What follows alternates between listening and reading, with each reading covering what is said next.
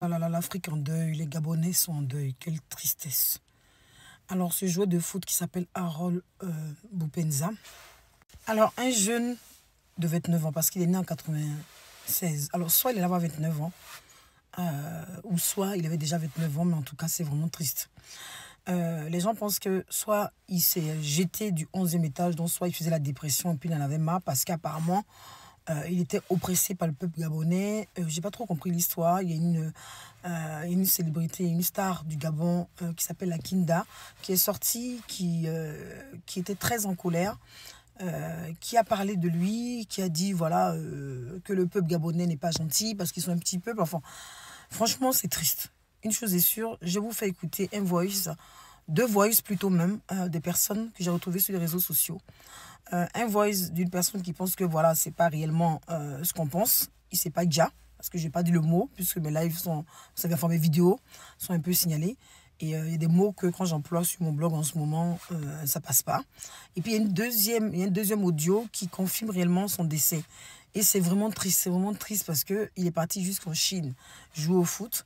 Et moi j'ai toujours dit, quand on vient en Europe ici, puis malheureusement on rapatrie le corps, où les gens deviennent fous, c'est vraiment triste. Parce qu'on quitte nos pays pour venir se chercher. S'il est parti en Chine, c'est sûrement parce qu'il avait un bon contrat et il joue au foot. Et aujourd'hui, tout le monde est triste. C'est vraiment triste pour la famille africaine.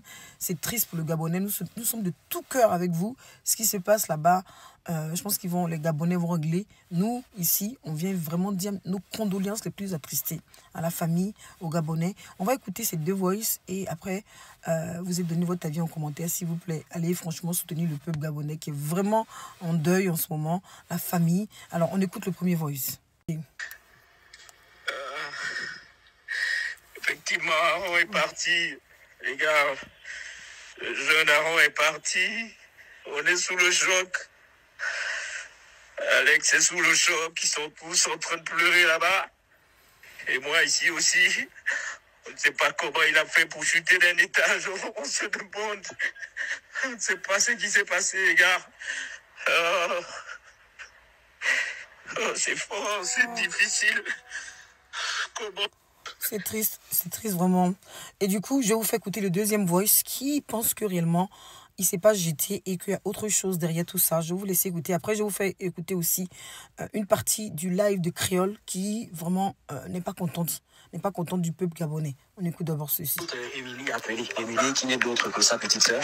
Actuellement, elle est en Russie avec un grand frère à moi qui s'appelle Ivan. Elle a dit qu'il est impossible qu'il se soit suicidé parce qu'ils ont parlé hier quand il allait en boîte.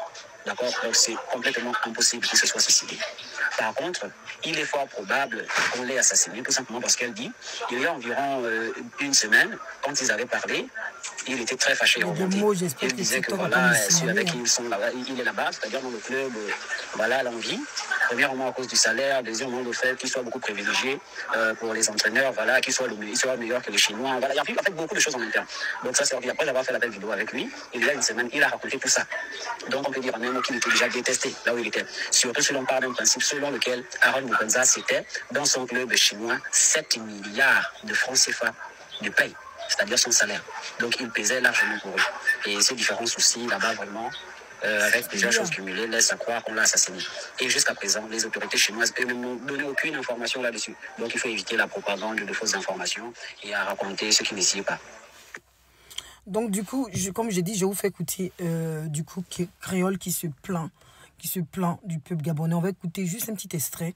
Puis vraiment, je réitère encore mes condoléances à toute la famille. Moi ici, j'informe. Et vraiment, on est vraiment triste. L'Afrique est triste. Oh là là, franchement aussi jeune. Alors, soit c'est la sorcellerie.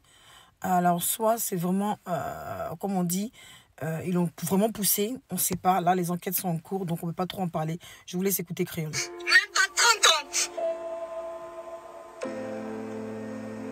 Prenez des nouvelles pour de vrai. Aidez les gens, cherchez à savoir comment les gens vont. Beaucoup font semblant. Beaucoup font semblant ici sur Internet. N'allez bien. Beaucoup font semblant. J'espère que vous êtes contents. Bande de criminels. Vous n'avez jamais baisé. Vous n'avez jamais joui.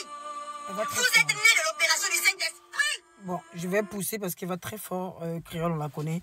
Vraiment, elle se plaint vraiment du peuple gabonais. Là, c'est ce qu'elle est en train de dire. Je vais avancer un peu parce que c'est assez fort. Vous êtes